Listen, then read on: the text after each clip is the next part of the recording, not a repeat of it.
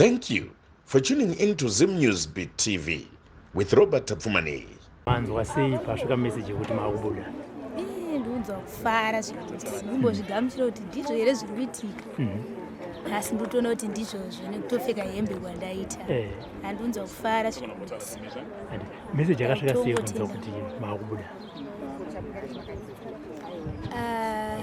pakazoya muchinzi ava ndo vari kuenda kumba vaita sei makamuchitei panguva idzodzo yakauya nani tanga tingori museo takasvika tikavhurirwa kunzi makuenda manga papinda muno muri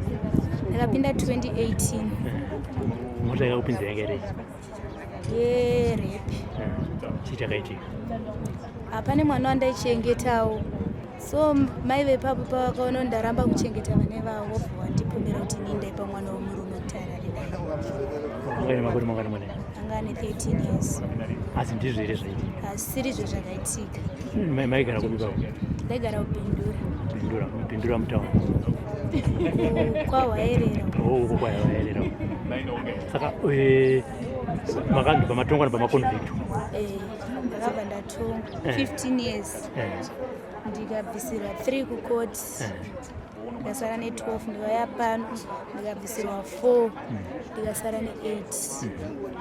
saka maseva mangani ndaseva 6 years saka makasiya mundere kumba zvakamira asina hangu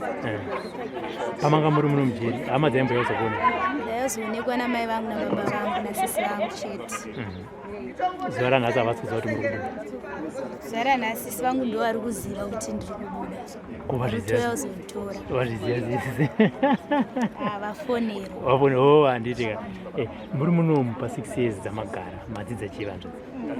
ndadzidza zvakasiyana-siyana kuruka mabhegi ndakutogonawo kuitawo mabasa emaoko akasiyana-siyanawo ndakutogona which pandakatouyawo kubva panze ndasingatombogoni kana chinhu asi zvezvi ndakutogona saka ndaungotendawo naizvo saka muri kudzokera kwahwaerere handisi kudzokera kwahwaerere ko ndokwana ndakaroorwa murume wacho akabva atoregedza kuyozondoni saka handisi kuenda ikoko ndikuenda hangu kumba kwana mama vangu kupindura futi ikoko kusaimona nemurume makamusina mhuri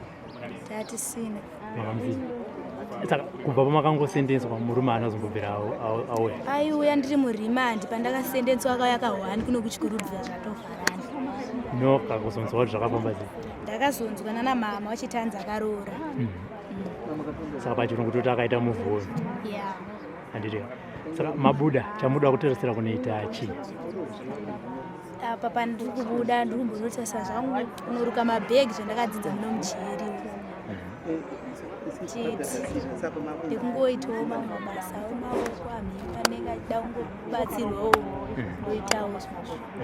meseji yamungade kupa kuna amai vakakupomerai mhosva yekuti makapa murume akabata mwana wavo chibharo ndeyekuti chii meseji yandida kuvapa ndeyekuti zvona amai kuziva kwasheka ndakakuregererai mukati memwoyo wangu ndiri munhu anga akabatikana anga akatsamwa zvekuti ende ndiri munhu airwadziwa nekurarama kwandaita ndiri mujeri chero vanhu vakawanda havambobhilivhe kuti zvinhu zvazvina kuitika ndakavaregerera zvangu ende zvakapera hazvo through nekunamata ndamuno mujeri kuti even chero mwari chaivo tinotovatadzira asi vanotiregerera nosvika panguva yekuregerera ende ininiwo maamnesty esaiuya aya ndasingablame kuti sei ndisina kubuda nekuti ndine bundu mukati memwoyo wangu but kubva pandakaregerera ndakabva ndawanirwa nyasha seidzodzo dzandawanirwa saka ndiri kungotiwo ndavaregerera zvangu zvakupera mumwoyo mangu.